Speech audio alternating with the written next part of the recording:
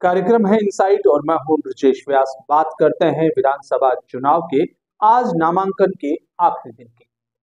हालांकि कितने लोगों ने नामांकन भरा और कितने लोग उसमें बाकी रहेंगे ये आने वाले दिनों में पता चलेगा कि समर क्षेत्र में कौन टिकते हैं, कौन नाम वापस लेते हैं। लेकिन एक चरण समाप्त हुआ नामांकन भरने का। ये तस्वीर तो साफ हो जाएगी कि नामांकन किसने भरा। लेकिन सबसे प्रमुख नाम है नामांकन भरने वालों में, वह है मुख्यमंत्री अशोक गहलोत का। मुख्यमंत्री अशोक गहलोत ने सरदारपुरा सीट के लिए अपने पूरे लवाजमे के साथ यानी कार्यकर्ताओं की जबरदस्त भीड़ के साथ नामांकन दाखिल किया। अपनी पत्नी के साथ वो नामांकन अधिकारी के सामने प्रस्तुत हुए और नामांकन पत्र पेश किया। मुख्यमंत्री अशोक गहलोत की जो रचना है चुनाव की, उसके पूरे महारथी वही हैं। इसलिए महारथी कह रहे हैं कि महारथी हैं तभी तो शांति धारीवाल को आखिरकार एक दिन पहले आखिरी सूची में टिकट दिलवाना है। टिकट दिलवाना है या तकनीकी रूप से उन्हें टिकट देना पड़ गया आलाकमान को। इसमें दो बातें हैं। एक बात की जा रही थी कि शांति धारीवाल के पास पार्टी कोष का पैसा था, इसलिए उन्हें टिकट देना मजबूरी था, क्योंकि मुख्यमंत्री अशोक गहलोत ने हाथ खड़े कर दिए थे कि उनके पास कोष है, उन्हें टिकट देना जरूरी है। चुनाव कैसे लड़ेंगे ये बात कही जा रही। और उसके अलावा एक बात और जो मजबूती के साथ कही जा रही है वो ये है कि वेद प्रकाश सोलंकी को अगर टिकट देना था या उन्हें टिकट देना पड़ा तो फिर अनुशासन के नाम पर शांति धारीवाल के टिकट का पेच भी मुख्यमंत्री अशोक गहलोत ने वेद सोलंकी के टिकट के साथ निकाल दिया। माना जा रहा है कि शांति धारीवाल पिछले कुछ दिन से दिल्ली में रहकर टिकट के लिए पूरे जोर शोर से लगे हुए थे, लेकिन ये पेच सुलझ नहीं पा रहा था।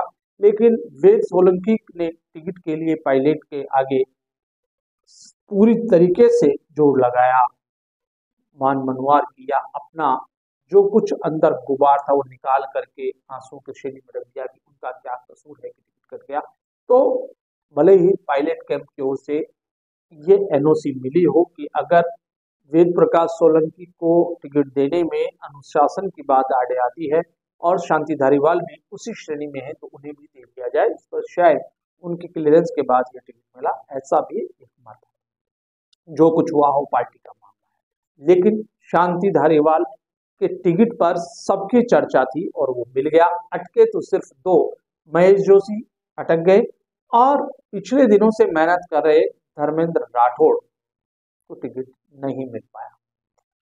केवल ये दो टिकट पर लोग और सोच रहे थे, लेकिन ये टिकट अटक गए। आलाकमान ने उन्हें सितंबर की उस घटना के लिए जिसकी नाफरमानी उन्होंने की उसके लिए शायद दंडित किया।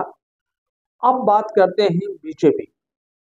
बीजेपी के टिकटों का आलम भी कुछ अलग है। हम 4 दिन पहले कार्यक्रम में हमने आपको बताया था कि किस तरह से ये पार्टी पोर्टेबिलिटी का लाभ प्रत्याशी ले रहे हैं। आपका वजूद हो, आप एक ब्रांड हो तो फिर आप जिसे चाहे उसका चयन कर सकते हैं।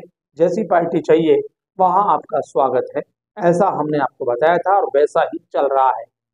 2-2 घंटे में टिकट मिले, 2 घंटे पहले पार्टी ज्वाइन की और टिकट मिला, ये सब बात हो चुकी। बात करते हैं जयपुर की, जिसमें राजस्थान की राजधानी में भारतीय जनता पार्टी ने जो टिकट दिए तो प्रत्याशियों तक को ये नहीं अनुमान था कि उन्हें कहां से टिकट देंगे और वो किस तरह लड़ेंगे। सांगानेर से पत्रकार गोपाल शर्मा पिछले साल भर से मेहनत कर रहे थे, उन्हें वहां से टिकट नहीं मिला। वहां से टिकट मिला भजनलाल शर्मा को। भजनलाल मेहनत कर रहे थे भरतपुर के लिए और टिकट मिला सांगानेर से।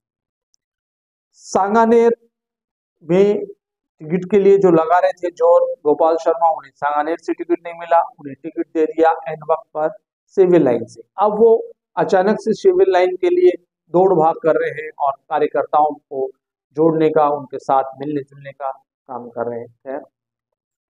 अब उसके अलावा जो चौंकाने वाली बात है वो ये है कि सिविल लाइन में पूर्व प्रदेश अध्यक्ष अरुण चतुर्वेदी के समर्थकों का गुस्सा फूट पड़ा। पूर्व प्रदेश अध्यक्ष का टिकट कट गया। इससे बाद में जो आए अशोक परनामी, उनका टिकट कट गया। और आदर्श नगर से रवि नैयर को टिकट मिला।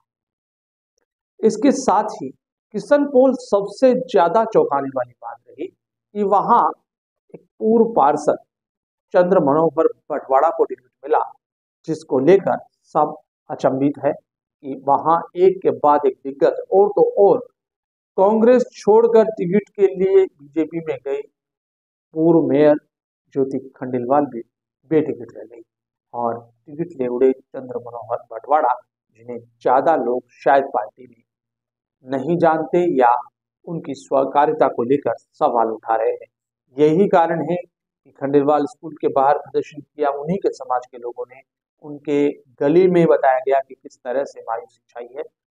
बात यह है कि जिस तरह से पार्टी ने जयपुर में मात्र एक टिकट कालीचरण सराफ का बरकरार रखा, बाकी सारे चेहरे बदल दिए। तो अब इन बदले हुए चेहरों पर जो दाव लगा रहे हैं, तो क्या पार्टी भीतरघात का शिकार हो जाएगी, क्या पार्टी को बगावत का सामना करना पड़ेगा, और तस्वीर साफ हो जाएगी आने वाले कुछ समय।